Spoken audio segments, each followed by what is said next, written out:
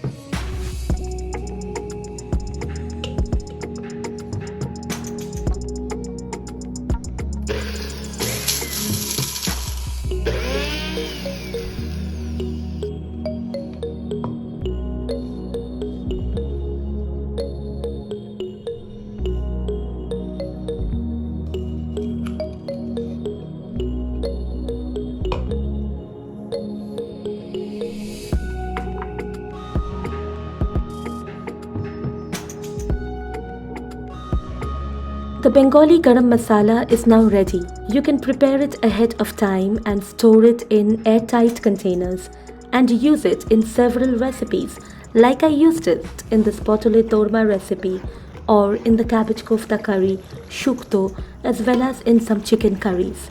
It goes very well with ghee and we usually finish off a dish with the garam masala.